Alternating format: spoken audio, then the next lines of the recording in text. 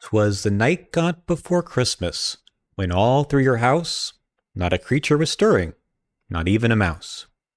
The hiking boots were hung by the chimney with care, in hopes that St. Nicholas soon would be there.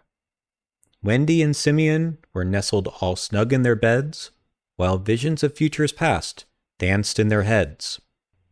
And Mother Rachel in her kerchief, and I in my cap, had just settled our harvested brains for a long winter's nap. When out on the lawn there arose such a clatter, I sprang from my bed to see what was the mind over matter. Away to the window to another time, I flew like a flash, tore open the shutters, and threw up the sash.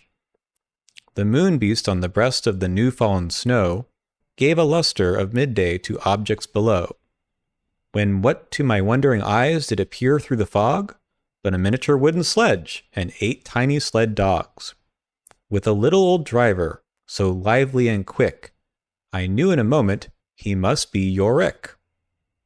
More rapid than eagles, his coursers they came, and he whistled and shouted and called for backup by name.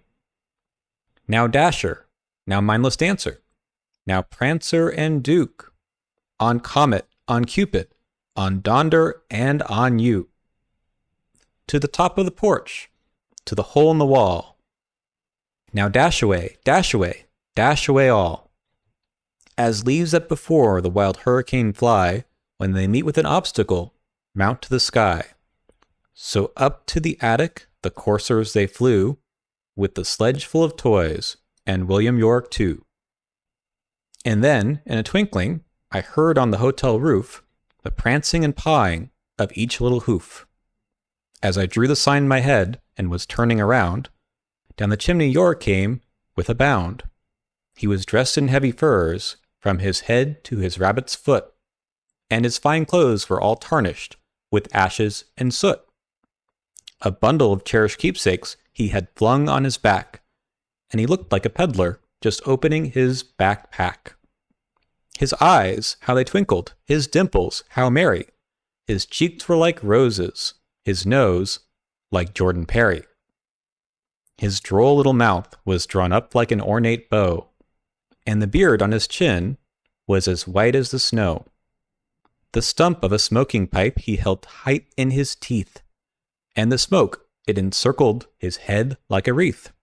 He had a broad face and a little round belly that shook when he laughed, like a hollowed chalice full of jelly. He was chubby and plump, a right jolly old elf, and I laughed when I saw him, in spite of my shattered self. A wink of his eye and a whisper in your head soon gave me to know I had something to dread. He spoke not a word of command, but went straight to his work, and filled all the track shoes, then turned with a jerk. And laying his red glove aside of his nose, and giving a nod, up the chimney he rose. He sprang to his sledge, to his team gave a riot whistle, and away they all flew, like Ursula Downs and her thistle. But I heard him exclaim, ere he drove in plain sight, Happy Christmas to thrall, and to all the longest night.